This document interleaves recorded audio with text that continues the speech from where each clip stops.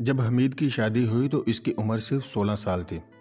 वो बेहद अलहड़ और सादा तबीयत लड़की थी। जब वो 4 साल की थी तो इसकी मंगनी इसके दादा दादी ने अपने छोटे बेटे के लड़के से तय कर दी थी।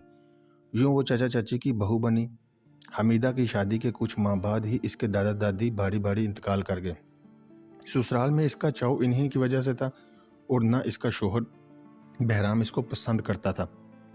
वो पहले दिन से ही हमीदा से शादी के खिलाफ था और इसकी वजह भी थी। बहराम ज़्यादातर अपने ननियाल में रहा था और इसकी बड़ी खाला बेवा थी और माँ को इसकी खाला की खबरगिरी के लिए बराबर वाले गांव भेजा करती थी। खाला की लड़की समीना बहराम को पसंद करती थी। वो समीना के दिल से चाहता था। माँ से भी इसने कई बार कहा था कि किसी तरह तुम मेरी शादी समीना से करा दो। माँ ने हमेशा से यह जवाब दिया, बेटा मैं मजबूर हूँ, तुम्हारे दादा दादी ऐसा नहीं होने देंगे। हमीदा इनकी पोती है, इनके जीते जी तुम इसको ख्याल को दिल से निकाल दो। ये बात दुरुस्त थी कि गांव में रिश्ते बुजुर्ग बचपन में ही तय कर दिया करते थे और इनके तय किए हुए रिश्तों को इनके बच्चे रद्द नहीं कर सकते थे। हमीदा बहराम की मांग कहलाती थी। अब इसकी शादी या तो बहराम से हो सकती थी या फिर मौत से। कोई दूसरा इसको ब्याहने नहीं आ सकता था। बहराम की माँ जानती थी कि इसकी बहन की लड़की इसके घर की बहू किसी सूरत में नहीं बन सकती थी। इसके मेके वालों को इसके ससुराल में वैसे ही कम लिफ्ट मिलती थी। हालांकि वो दिल से चाहती थी कि देवरानी की लड़की के बजाय इसकी बहन की बेटी इसके घर का श्रृंगार बने, लेकिन ये बात अनहोनी थी कि इसलिए इसने अपने बेटे को भी खामोश कर दिया और खुद भी कभी कभार बात को लब पर न लाती कि इसमें सवाए तनाज़ुं के कुछ न रखा हुआ था। फिर हमीदा की बहराम से शादी हुई तो मगर मारे बांधे से बहराम ने इस बंधन को कबूल किया। इसने हमीदा को दिल से बीवी तस्लीम ही ना किया था। पहले रोज़ इसका रवैया हमीदा के साथ नहायत रूखा फीका और अहानत अमेज था। वो इसकी बहुत कम परवाह करता था। देर से घर आता और इसके काम में नुक्स निकालता था। माँ इसका कुर्ब समझती थी। बाकी लोग इसको समझाते कि इसकी ये आदतें अच्छी नहीं हैं। हमीदा एक साबर लड़की थी। वो सब कुछ सहती गई और इससे कोई शिकवा ना करती थी। इसको अपने शोहर बहराम से बेपनाह मोहब्बत थी। वो इसकी बेरुखी को भी इसकी अनायत समझती थी।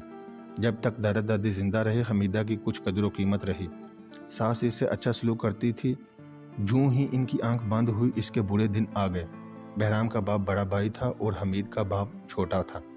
ज़मीन का करता दरता बड़ा भाई करार पाया, लिहाजा हमीदा के महके वाले हर लिहाज से बहराम के घर वालों से दब कर रहने पर मजबूर हो गए।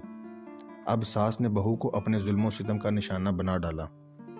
जब वो इसके बेटे मन चाही न थी तो फिर इसकी चहती कैसे बन सकती थी। हमीदा सास की खिदमत करती मगर वो इस लड़की को किसी तरह खातर में न लाती। तमाम वक्त इसके गिले गुमाजे कर लेती थी। देहात के घरों में बहुत काम होता है। ज़मींदार लोग तो ये काम अपने मजदूरों की औरतों से कराते हैं, मगर जो लोग 2-4 सबीका के मालिक हैं इनकी औरतें खुद चक्की पीसती, धान टोकती हैं, घास काटती हैं, फसल की बुआई में मर्दों का हाथ बटाती हैं।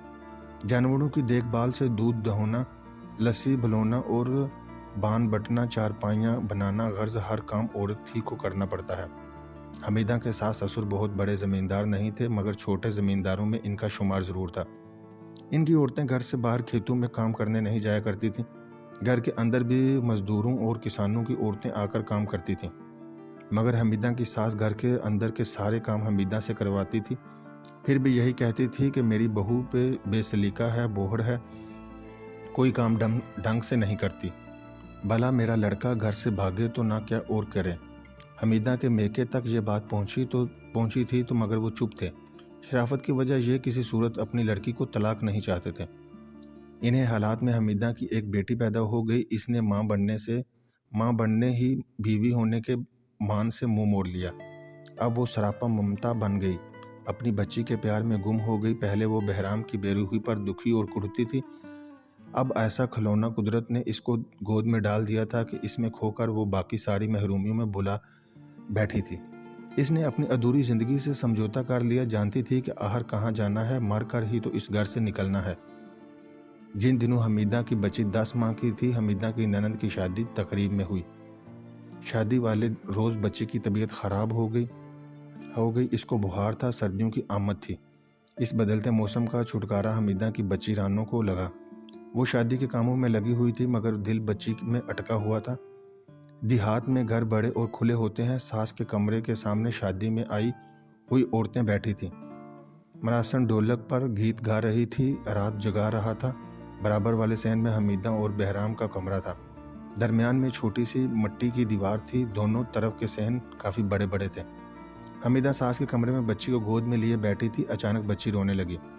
इसका जिस्म बुखार से फंक रहा था। हमीदा को ख्याल आया वो अपने कमरे में जाकर दवा की शीशी उठा लाए और बच्ची को पिला दे तो शायद बच्ची कुछ सुकून मिले और वो सो जाए।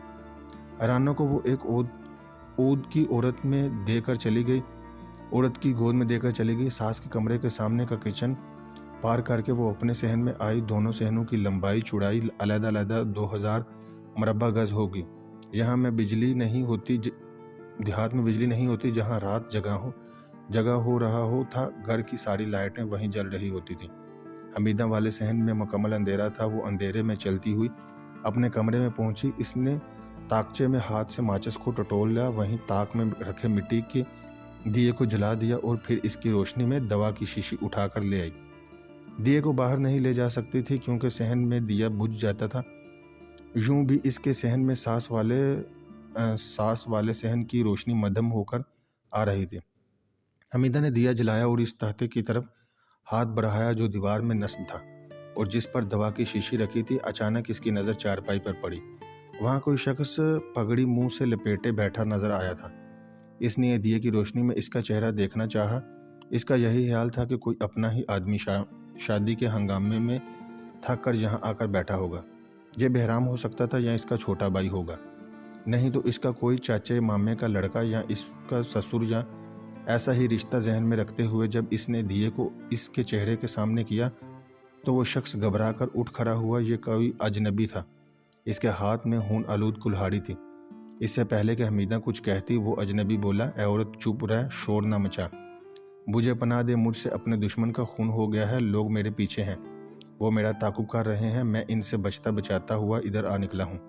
शादी का घर देखकर मैं यहाँ आ छुपा हूँ। अगर तुमने किसी को आवाज़ दी तो मैं पकड़ा जाऊँगा, मगर ऐसा होने से पहले मैं तुम्हें कत्ल कर डालूंगा। हमीदा तो जान से लड़स कर रह गई। वो बोली, ये शादी का घर है, यहाँ बहुत लोग हैं, अभी कोई ना कोई इधर ज़रूर आ जाएगा। हर चीज़ घर की मेरे ही कमरे में रखी हुई है। किसी को जिस चीज़ की भी ज़रूरत हुई हो वो लेने आएगा। तुम पकड़े जाओगे, बेहतर है तुम यहाँ से निकल जाओ। अजनबी ने कहा, अब मैं सामने से गुजर कर वहाँ वापस नहीं जा सकता। सारी बारात बाहर बैठी हुई है। इस वक्त जब मैं इनके दरमियान में से गुजरा था तो किसने ध्यान नहीं दिया। वो मुझे शादी के घर का कोई मर्द समझे हुए, मगर अब मैं सामने से निकलूंगा तो वो मेरा चेहरा ज़रूर देख लेंगे। मेरे लिए बहुत खतरा है।